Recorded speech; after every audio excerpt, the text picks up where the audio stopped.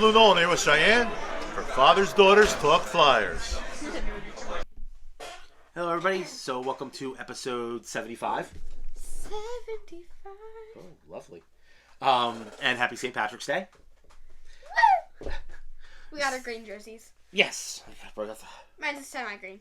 It's green, military green, and I got Irish green. So Isn't it Patrick? It's like Patrick. Nolan Patrick's jersey. Yeah, Nolan Patrick. At the time, seemed like a good choice for Nolan Patrick for St. Patrick's Day. So yes, it's Nolan Patrick. Didn't work out for Nolan, unfortunately. Too many head injuries and other issues, but it's a shame. But yes, so I have a Patrick jersey for St. Patrick's Day.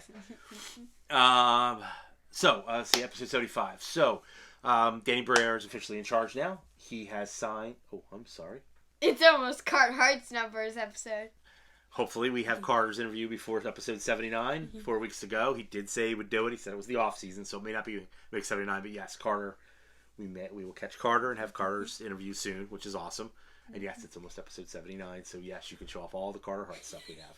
Oh my god, that episode's gonna be like a half an hour long. Yes, so we were getting to 79 soon, but it's 75 for now. Danny Briere's officially taken over.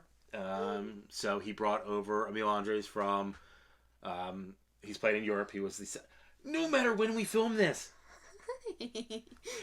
So he signed him. It's an amateur tryout for now, which will be the rest of this season. Brought him over. He was our second round pick a few years back. He's a defenseman. Very undersized, but still producing among men in Finland. So we'll see how he does over here. Sweden over here. And we'll get a good look at him as because the Phantoms should make the playoffs. Knock on wood. Everything's going well. Knock on wood. Everything. Oh yeah. You can't. Everything's going well. Phantoms should make the playoffs. So it's great. We should get an extended look from him there, and then he'll sign his ELC in the offseason, which is the beginning rookie contract. Okay. Woo! Yeah, so it's good. We're going to look at an upsiding prospect, see if he's a part of the future or not. How? He is going to be a Phantom for a while. You know, he's not going to step on the Flyers next year, but still talented player, and that's cool.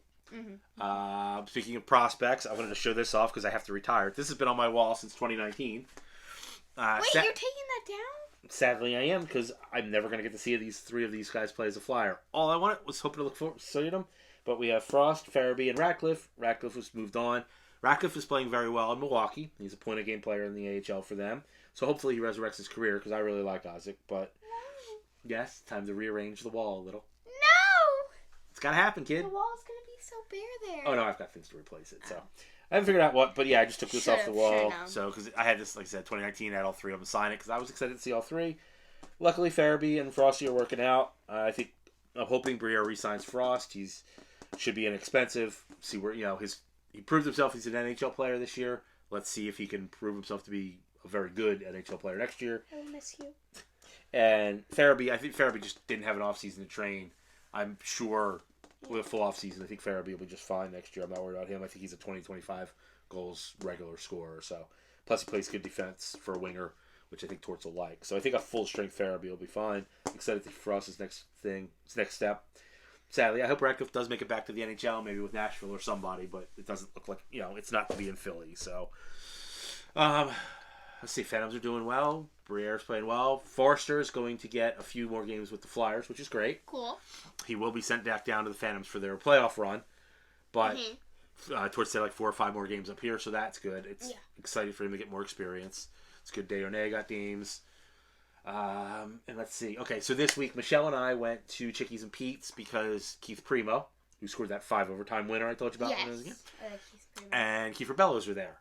So speaking of players I'd like to see get another shot for next year, I'd like to see Kiefer come back. I don't know if the organization is going to do it. Doesn't look like Torts is his biggest fan, but I think the guy brings a lot of offense. I know he's not the speediest guy, but I would love to see Kiefer Bellows back on a nice, $1 million contract, 1 year. Yeah. I'd like to see if the Flyers could develop him, give him an off season, know where he's going to be. Fortunately, the Islanders yo-yoed him up and down, so I don't know if that's in the cards. I don't have a good feeling it's coming back, but it's something I would like to see as Bellows get another chance. Can't hurt. Worst case scenario, he goes down to the AHL, but he should be inexpensive. And next year, we should be looking for inexpensive possibilities, and that's exactly what he is. So, as far as that, the Flyers are losing games and playing competitive, which right about now is kind of all you want. Yeah. They're not tanking. They're just naturally losing games because other teams weren't talented. But Flyers should get, worst case, they should get at least a top 8 pick. Very possibility they get 4 or 5. This is a very deep draft. They should get an impact player in this draft. Cutter hasn't declared anything yet. I think he's going back for another year of college, but I'm totally guessing. So, future does look bright. Just got to play out the rest of this string. Michelle and I are going to the St. Patrick's Day game tonight. Just playing out the string, enjoying hockey, because I hate when there is no hockey. Bad hockey is better than none. So, summer's coming. Yeah. Which I don't like. So, I'm excited for summer. I'm done with the cold. It's been really cold this week, but today I brought out the shorts. Yes, it is nice weather for St. Patrick's Day, so that is nice. We saw Primo, we saw Bellows. I think that's pretty much it. So the next thing is just stick around. We had just a one-question interview with Doug Crossman. Doug Crossman told her about the 1987 Brawl, which I know we covered a little when we had Dave Brown on the show. But, so Eddie Hospodar and Lederesh. So Montreal used to like to shoot the puck into our net, which is kind of a no-no. Any puck in our net's a no-no. Yes, but during pregame, that was like part of their ritual. So Boxcar and Chico hung out, and it ended up being a big brawl with famously Dave Brown pummeling people. But and a dude in flip-flops. Yes, and in flip-flops. Yes, so Doug Crossman learned never bring flip-flops to a fist fight.